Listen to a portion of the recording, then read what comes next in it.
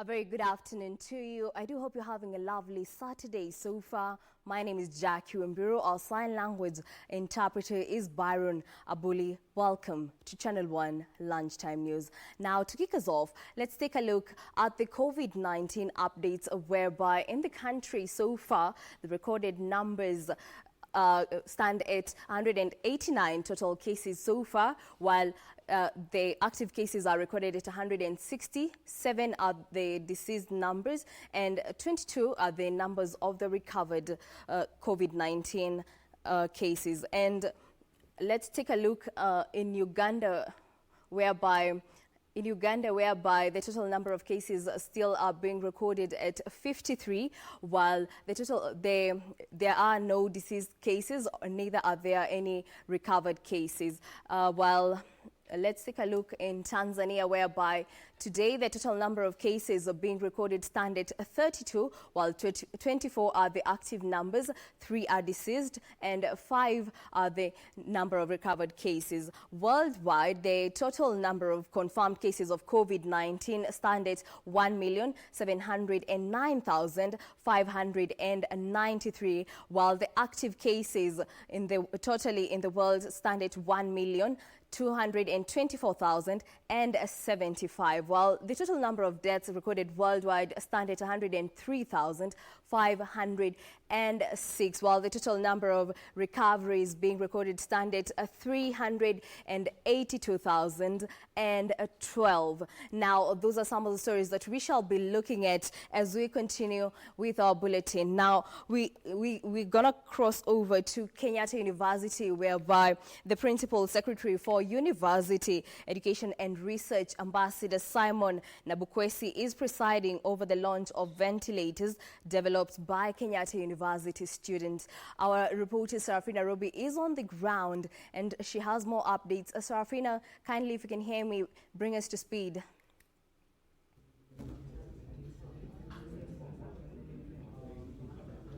Indeed, a very good afternoon, Jackie Wimbiru. We are coming to you live from the Chandaria Business Innovation and Incubation Center here at the Kenyatta University, whereby in response to a global shortage of ventilators, we've been able to see the launch of a prototype of a ventilator here at the Kenyatta University, whereby a team of about 16 students was able to put up a prototype of a ventilator in about 7 days. Now, joining me right now is one of the students to just explain to us how the process went by and how they've been able to come up with this prototype.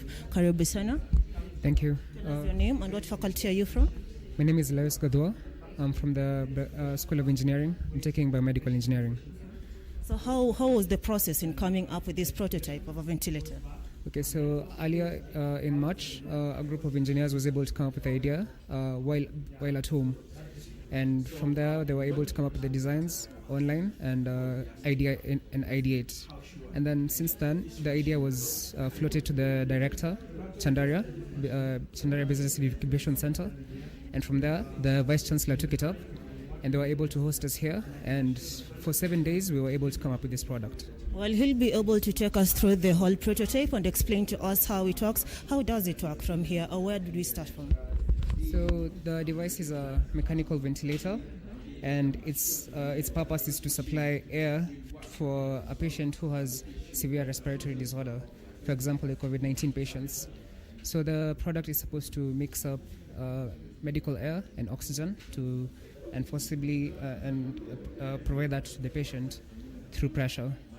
So there's an oxygen tank at the back, and a medical air tank at the back, which can also be replaced by a compressor. And then the medical air and oxygen are fed into the tank, where it's mixed for the right ratios between 21% to 100%, depending on the doctor. All these values can be set on the display. You can set different parameters, for example, oxygen concentration, pressure, and all these things. And they can also be monitored. The graphs can also be monitored. Has it been tested in any of the patients? So for now, we've only tested on a dummy, but clinical trials will come after that. In terms of, let's say, chain of supply, where were you able to get all the material that was used to assemble the prototype? So the products are locally available. For example, the casing, the valves, everything is locally available. And in terms of the model, is it something that you guys have come up with, or were you inspired by any other model in the world? So the models in the so this model itself is innovation but professionally the devices available in the hospital, the expensive ones that we do not have, are close related to this. Also, I've seen that the ventilators can also be dangerous, especially to patients who have, let's say, like fluid pneumonia. How would you able to control that? So the device is pressure controlled. That means it has parameters that you can limit to prevent things such as barotrauma. And also we are able to humidify and control the temperature of the air going to the patient and prevent factors such as pneumonia. And could you know the cost of production for one ventilator? So as stated by the dean, one is going to cost around 500,000 to produce. Yeah. And also, in terms of production, it has to be approved. Has the Ministry of Health reached out and approved it yet? And how long will that take? Yeah, so the CS mentioned that we're going to have to bring in professionals to actually make sure that the device is good for use for an actual patient. Well, thank you very much. Well, that is one of the students here, one of the 16 students who were able to come up with a prototype in 7 days. This prototype has been developed in response to the wake of COVID-19 that continues to ravage different countries in the world. While we continue to follow up on these ventilators to know when they will be approved by the Ministry of Health, we're also waiting to know the number of ventilators that are in the country so as to get to know how many ventilators the students here at the Kenyatta University will be able to produce so as to help patients with breathing problems that have contacted coronavirus. Back to you, Jackie. I'm Sarafina Robi. Well, thank you so much, Sarafina Robi, coming live from the Kenyatta University, whereby the launch of ventilators developed by Kenyatta University students is underway. Now, we cross over to Uasin Gishu County, where Governor Jackson Mandago now wants people aged 60 years and above quarantined to cushion them from contracting coronavirus. The county chief says the move is necessary as this will guarantee that these vulnerable segments of the population will not come into contact with those possibly carrying the disease. In a bid to curb the spread of coronavirus, a section of leaders from Uasin Gishu County, led by Governor Jackson Mandago, have embarked on a slum-to-slum campaign and distribution of foodstuffs to the most vulnerable. Mandago said he has taken initiative to make sure there is enough sensitization of the virus and make sure that no one is affected. Kaunti hii hakuna mtu atakufa njaa. Tunaweka mikakati. Tunapanga na tunaangalia serikali iko na machinery ya kupima. Wakati mambo imekuwa ngumu kabisa, watu wamelala bila kukula kitu, mkono hajakutana na mdomo, hapo ndio utaona serikali inafika kwa mlango. He added that people that are vulnerable need to be quarantined to caution them from coming into contact with the possible carriers of the disease. So mimi nataka kuwaomba tafadhali wananchi, tusitembee, tukae nyumbani. Wazee tukae nyumbani.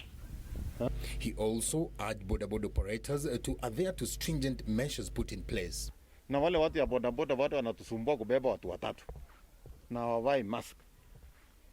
Na wale wanakubali kupanda bodaboda watu wawili watu watatu kuanzia kesho.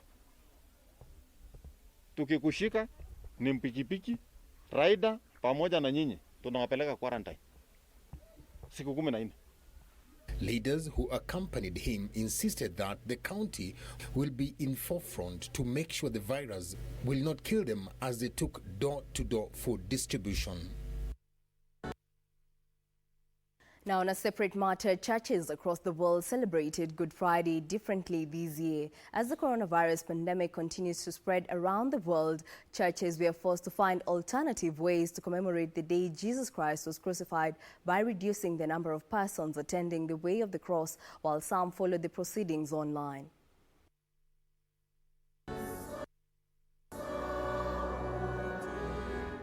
Good Friday, a day traditionally marked by Christians through a procession that solemnly evokes the stations of the cross. leading to the Christ crucifixion was observed differently in Kenya and across the globe owing to the risk posed by COVID-19.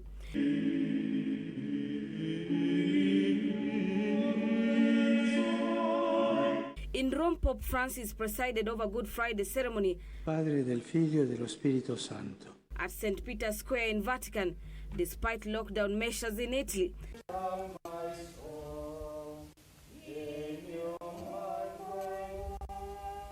In Nyahururu, Catholic Bishop Joseph Mbatia led 2 priests and 2 nuns in marking the way of the cross, held at Nyahururu Catholic Secretariat.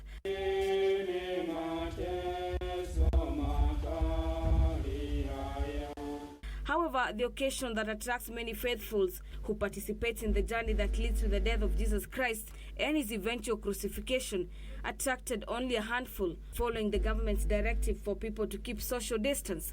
In his message, the Catholic prelate asked Kenyans to remain calm and be mindful of others while at the same time observing the government's directive to ensure war against COVID-19 disease is won. Wewe kaa vile unaambiwa ili tuweze kuishi vile serikali inatuambia na vile tunatakiwa kuishi tukiwa tunapendana kati yetu ili tuweze kuokoana katika mambo haya yote ama janga hili ambalo limekuja katika nchi yetu.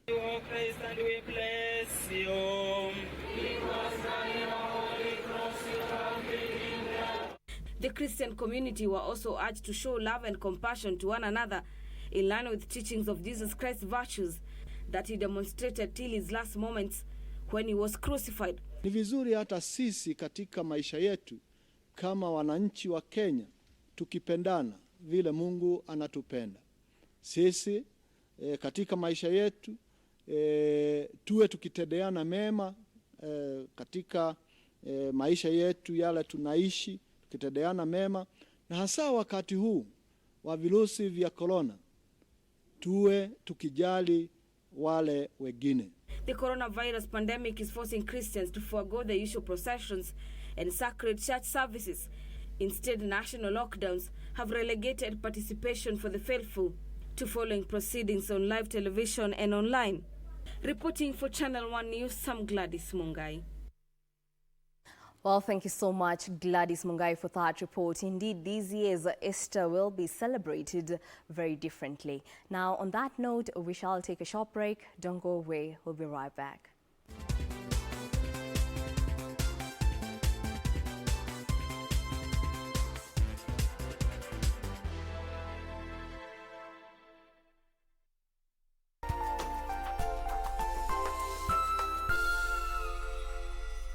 On the next episode of Elena's Ghost.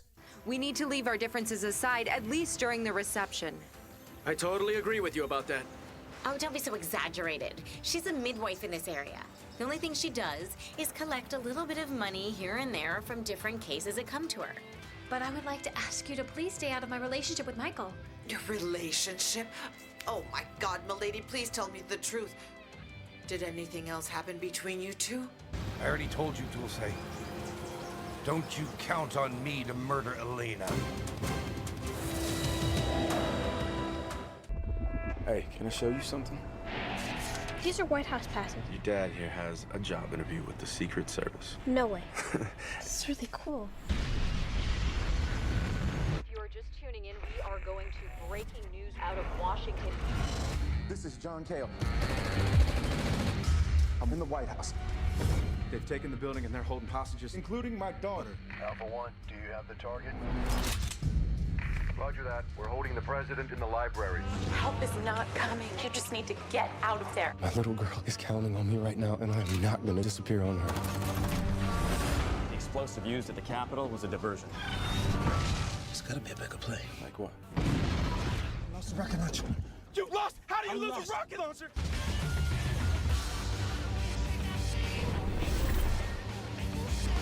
Get your hands off my Jordans.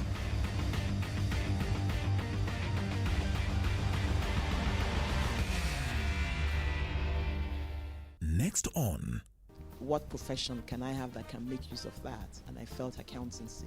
Not cut for too long, for very, very short, because I had my timeline as to when I was going to get married by the end of the year. So within a month, I was married. Things started going south because of some decisions. Talked about emotional abuse. It is the worst because it's not visible. Most important, to marry your friend, somebody who you could spend hours with talking on the phone. You need to take time and understand what happened in your...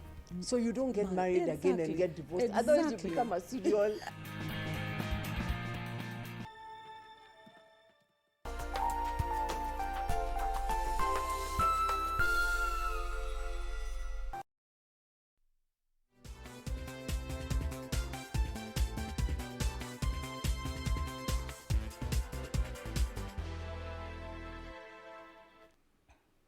And welcome back. Now let's proceed with our coverage where Kenya has joined a few countries that have the capacity to conduct mass testing of coronavirus. Scientists at the Kenya Medical Research Institute disclosing that they have discovered a methodology that allows the use of equipment previously used to test diseases such as HIV, AIDS and tuberculosis in examining the current pandemic.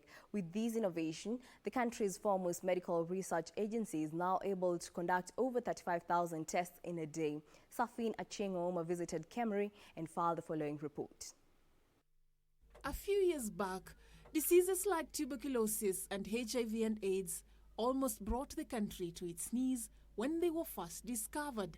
Looking back, it appears the response mechanisms adopted by the state then might turn out to be a good foundation for the country's response to deadly diseases outbreaks. Scientists note that the knowledge gained then might give Kenya an edge in dealing with coronavirus.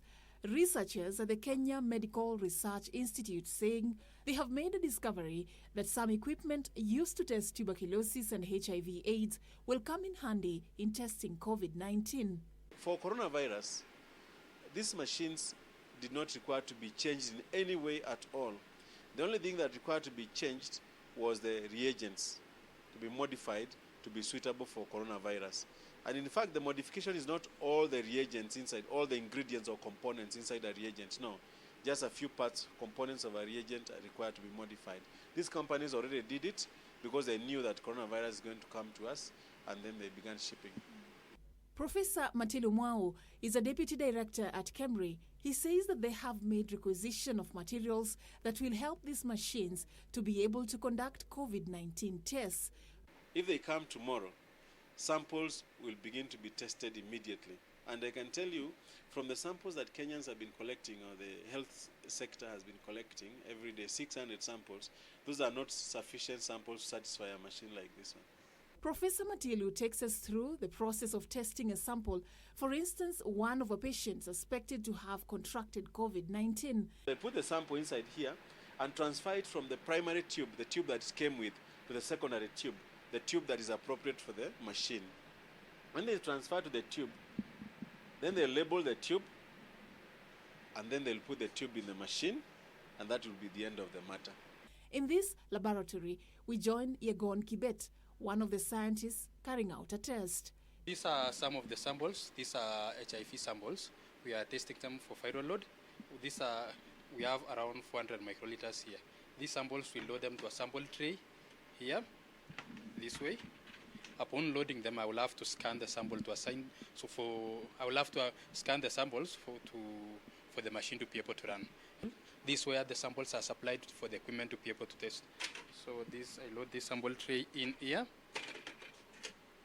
and the equipment will be able to push them in and taken for pipetting before extraction begins. It takes at least 3 to 4 hours before the results are out. The equipment at Kemri can conduct in excess of 35,000 tests per day compared to the situation currently, which is much slower given that the tests are done manually. We are inside one of the laboratories here at the Kemri headquarters in Nairobi. What is happening is you can see quite an array of activities as the scientists are conducting the basic tests. The tests that are currently being done are for HIV, but in a few days to come, these machines that you see here will be able to conduct tests for coronavirus, a major milestone that has set Kenya ahead, not just in Africa, but even in the whole world in terms of testing and efforts to combat coronavirus. There are no labs in Europe capable of testing thousands of coronavirus tests in a day. None. Because they did not invest in this kind of infrastructure. And the reason they didn't invest in this kind of infrastructure is that HIV was not such a big problem for them.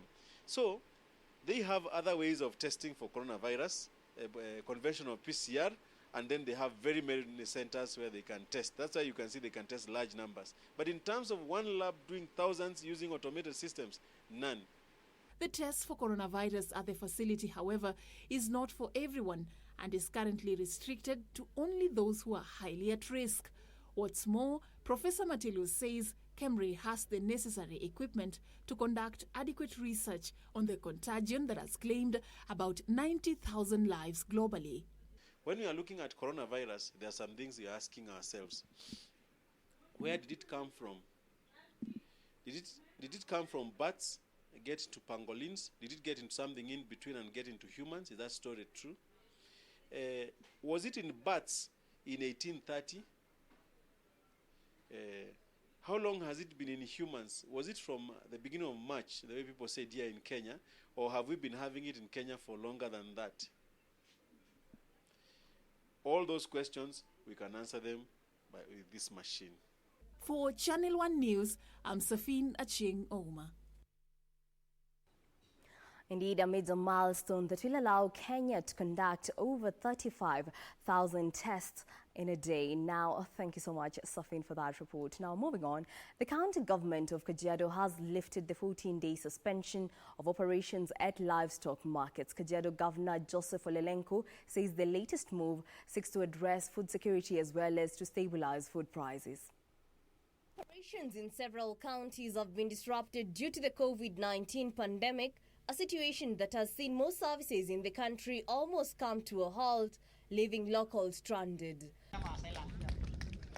However, it was a reprieve for traders in Kajiado County after the 14-day suspension of livestock markets was lifted by the county administration. The livestock markets at Ilbisil, Emali, Kimana, Shompole and Kiseria were closed last month in efforts aimed at containing the spread of COVID-19 pandemic. This development comes after traders called on the government to intervene as the closure of the markets had resulted to financial constraints, thus adversely affecting their day-to-day lives.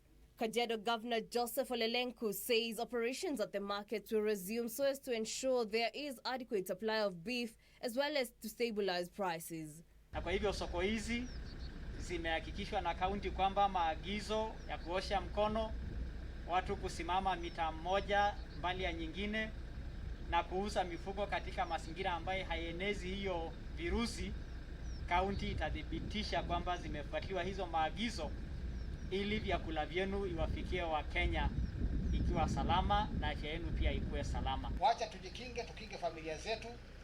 Hao watu tunasema tuwakinge, tutawahitaji kuwaona kesho. Unahitaji watoto wako kesho, familia yako inakuhitaji kesho. Kwa hivyo jichunge leo ndio kesho tuweze kukutana nao. This even as he urged the traders to adhere to government directives to curb the spread of COVID-19. Herders and traders lauded the initiative, saying it will cushion them from tough economic times. These even as they call for the adherence of guidelines issued by the Ministry of Health meant to curb the spread of COVID-19. Lakini siku ya leo tunashukuru gavana kwa sababu amefungulia sisi soko kulingana na sheria zetu imeomba, na sisi tumeshuhudia taratibu ya Kenya ile yanaendelea na mambo ya serikali tumefuatilia. And away from that, the government has extended curfew hours in Kararo area of Transmara West Sub-County following fresh inter-clan clashes. Area residents will now be required to be indoors from 4 p.m. to 7 a.m. to curb the increased cases of insecurity in the area that saw one person killed and tens of houses torched. Now, Rift Valley Regional Commissioner George Natembea is calling on the residents to seek alternative means of settling their differences instead of resorting to violence. From Kararo area of Transmara in Narok County are distraught following fresh clashes that have witnessed the killing of one person with tens of houses set ablaze. The obtaining situation forcing the government to swing into action to contain the situation. Area residents will now be required to be in their houses from 4 p.m. to 7 a.m. in a bid to curb the on and off interclan clashes that began 4 decades ago. Ikifika saa 10 kuku itakupata kwa nyumba. Utakuwa umeingia kwa nyumba wewe. Asubuhi lala usingizi kwisha kwa macho utaamka saa 1. Siseme mtu asitembee, lakini ikifika saa 10 kupatikana hapa wewe ni polisi ama ni mchomaji ya nyumba. Wewe ndio utaamua. Ili tuleta adabu hapa. Mambo ya watu tu kuuana kwa sababu ni style kuuana is not acceptable. Rift Valley Regional Commissioner George Natembeya castigating the two warring clans for the perennial bloody conflict. Maana mimi siambiwa ni kitu gani nafanya mnapigana, mseme serikali angalia hii kitu inafanya tunapigana. Hakuna ile mlilia yote nilitengeneza. He further urged the residents to seek alternative means of resolving their disputes such as courts, even as he cautioned a section of politicians against fueling such animosity among locals. Tujifunze mambo ya kusuluhisha shida zetu kupitia ile structures ambazo ziko. Kama ni kwenda kotini, kama ni kwenda kwa chief, kama ni kwenda kwa dio, kama kwenda kwa polisi enda pale. Lakini tunakosana na mtu, jambo la kwanza kutafuta mshale kuweka ndani ya mwili ya mtu. Mwanaume mzima unatembea na kiberiti kwa mfuko, sio kuwasha sigara. Ni kuchoma nyumba ya wajane hapa. So wenyewe mmekaribia serikali hapa. Tumekubali makaribisho. Tuone vile tutakaa sasa. The clashes over the agricultural rich zones trace back to the 1970s, with interventions such as establishment of a GSU camp in the region and erection of a clear boundary appearing not to bear fruit. Nancy Okware, Channel 1 News.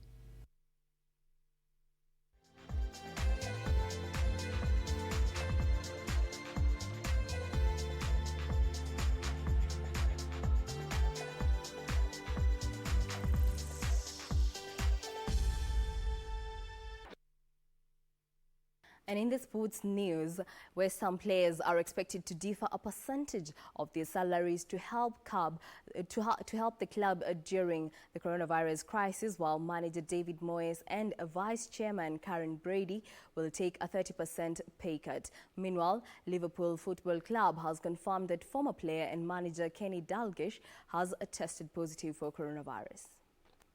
Dalglish, the shot, and it's going in! Right, Johnson. Dalglish has got round his man now. Little chip. The 69-year-old, who won 6 First Division titles as a player with the Reds, as well as 3 more as a manager, went to hospital on Wednesday and was subsequently tested for COVID-19, for which he tested positive despite having no previous symptoms. Former Liverpool players Steven Gerrard, Ian Rush and Jamie Carragher led the well-wishers for Dalglish. Dalglish was most recently involved in the game when he took charge for a second time at Liverpool between 2011 and 2012. While he's still regularly seen at Anfield attending games, he is regarded as one of the greatest players to ever play for the club, while he has also played for Celtic and managed Blackburn Rovers and Newcastle United, winning the Premier League title with Rovers in the 1994-95 season. Meanwhile, West Ham United has become the latest Premier League club to announce its players will defer some wages as the competition is suspended due to the coronavirus pandemic. In a number of measures announced on Friday, the club said joint chairman David Gold and David Sullivan are joining fellow shareholders to inject £30 million into the club to ensure stability during football's shutdown. The Hammers are only the second Premier League club whose players have agreed to a wage deferral following Southampton's announcement on Thursday. Elsewhere, Renault has followed most of their British-based F1 race team until the end of May. The team, which is based in Enstone in Oxfordshire and whose F1 drivers are Australian David Ricciardo and Frenchman Esteban Ocon, is applying for the government furlough scheme and plans to top up the money so that all staff members receive at least 80% of their salaries. Well, that brings us to the end of our bulletin this afternoon. For more news, check out our website at kbc.co.ke.